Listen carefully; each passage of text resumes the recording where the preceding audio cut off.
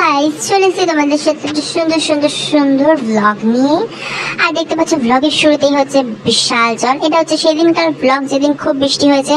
সেদিন আমি আর বান্টি চলে গেছিলাম বান্টি শুটের জন্য ফুল কিনতে। আর ওর মুখটা দেখো, শকড। ও খুব টেনশনে ছিল ফুল পাবে কি পাবে না, কারণ আমাদের 2টোর সময় বেরোনোর কথা ছিল, আমরা বেরিয়েছি 4টের সময়।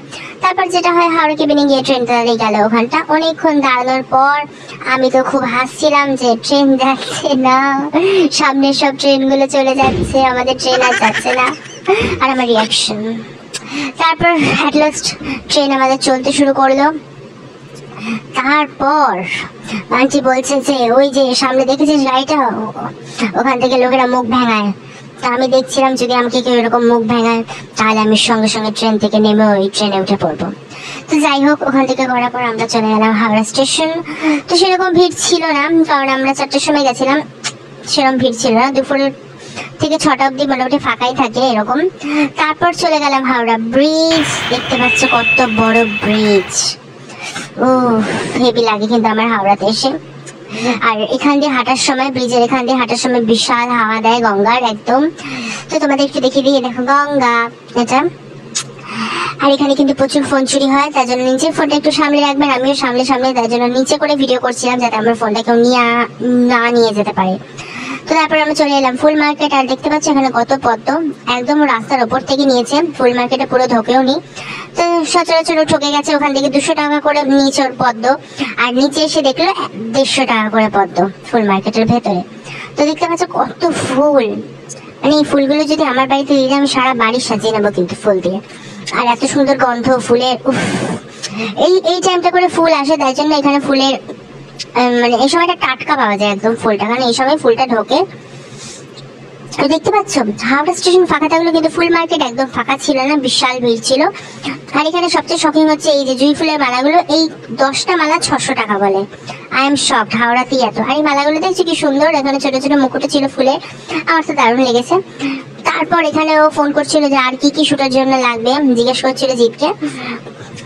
তারপর ও ভাবছিল যে এটা নেবো কি নেবে না। তারপর আমি বললাম যে নিস না, এত দাম দিয়ে, 600 টাকা মানে অনেকটা। তারপর এক লাস্ট নিল না, পদ্ম নিল। পদ্ম নিয়ে তারপর চলে গেল। এই যে পদ্মগুলোর কথা বলছিলাম, এখানে কিন্তু কম দাম। আর যে দেখতে পাচ্ছ ওগুলো কিন্তু সাদা পদ্ম। এখানে তুমি আপনারা সব রকমের ফুল পেয়ে যাবেন। আর বেরিয়ে এখানে আরেকটা মার্কেট বসে, ওখান থেকেও নিয়ে নিল জুঁই না, এগুলো বলে রজনীগন্ধা। রজনীগন্ধার কটা মানে লম্বা লম্বা কতগুলো ইয়ে নিয়ে নিল। তারপর নিয়ে নিল ও ইয়ে দোপাটি ফুল 50 টাকা। তারপরে আমরা হাওড়াতেও লাইনে দাঁড়ালো, টিকিট কাটলো।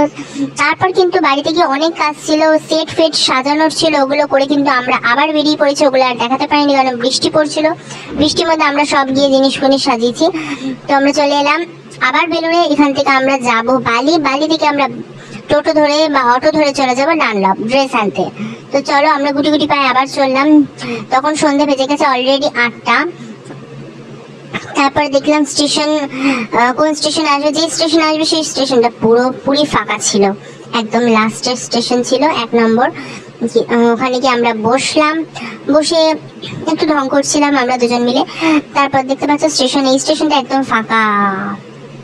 তারপরে আমরা চলে গেলাম বালি থেকে উপর দিয়ে হেঁটে ধরলাম অটো সত্যি ভালো ছিল। এখান থেকে অনেকটা ডানলপ, কিন্তু 15 টাকা। কিন্তু দক্ষিণেশ্বরের ওখানে গিয়ে একটা জ্যাম যেটা হয়, মানে এটা হচ্ছে রোজকার জিনিস। দক্ষিণেশ্বর এখানে আসলে একদম বিশাল একটা লম্বা লাইন পড়ে, ওখানে জ্যামে অনেকক্ষণ দাঁড়ালাম আমরা।